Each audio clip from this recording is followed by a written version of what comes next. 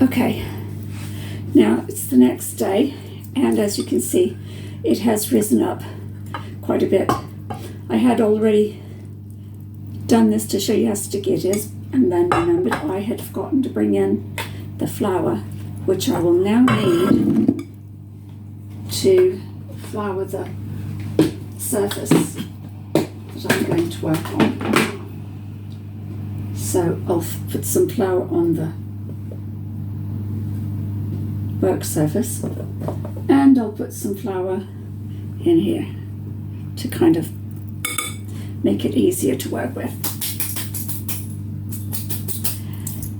Now you just degas it. The degassing is you just put that spoon in and work it around, and as you can see, the dough separates from the sides and kind of lifts all of the remaining flour with it. Then we turn it out to the work surface. And it is, as he had said it would be, quite sticky. Clumsy woman. Okay, now what we need to do is put more flour atop it, because we're just going to shape it into balls very gently. It's so soft right now. Very gently put a little twist to it and cut it into 4 pieces. I'm going to try to make them as equal as possible in size, but 4 pieces, because we're going to make 4 little loaves. Last time, because in his recipe he makes 3 long loaves with this dough, but I'm making 4 for my little baker thing, so I need to make them smaller. And after you cut the portions, you just kind of roll it a bit. If the top is sticky, just flour it a bit, but you want to roll it into a smooth shape.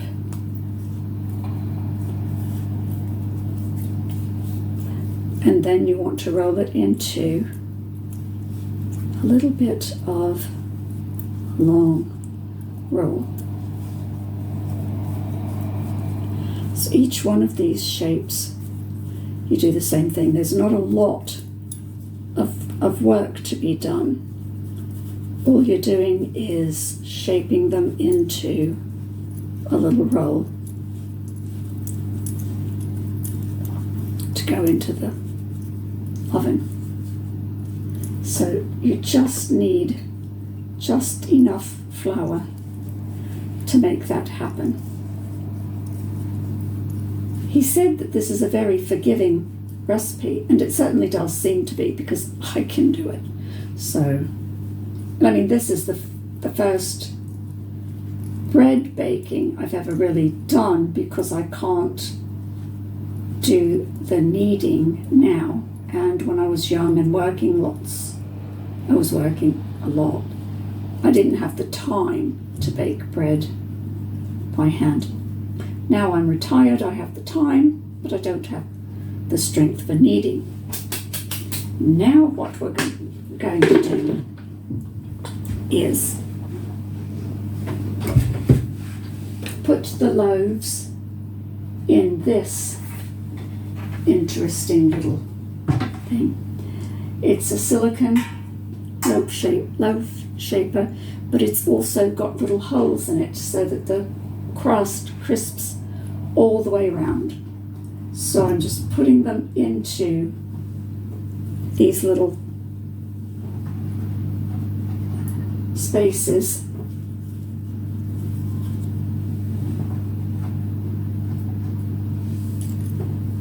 And then they're going to rest and maybe rise a bit more while the oven finishes heating up.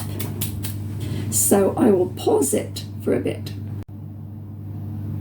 Okay, now I had covered the little loaves with a tea towel while they sat And the oven is now ready.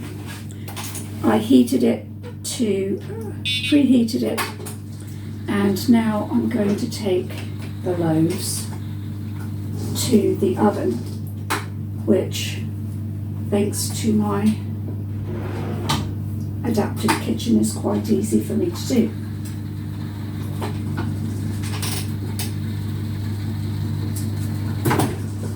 Taking them to the oven, I can now put them in the oven.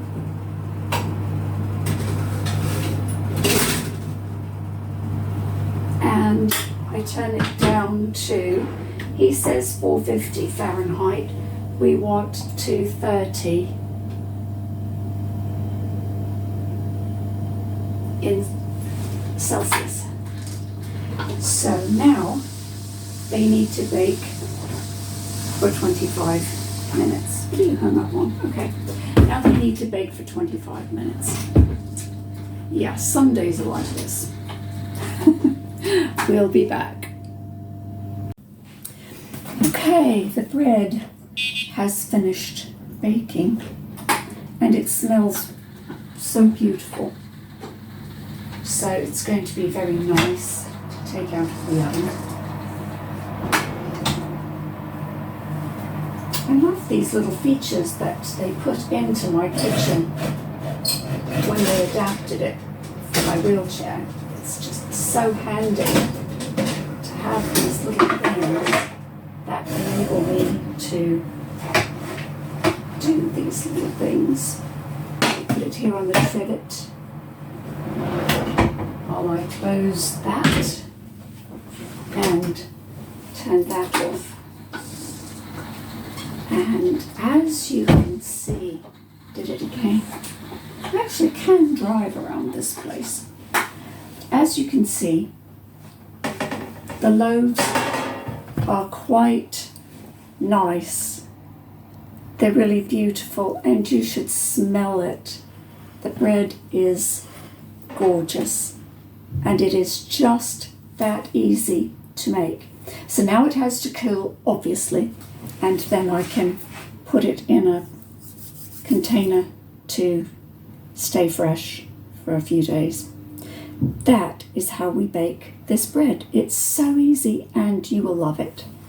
Talk to you later.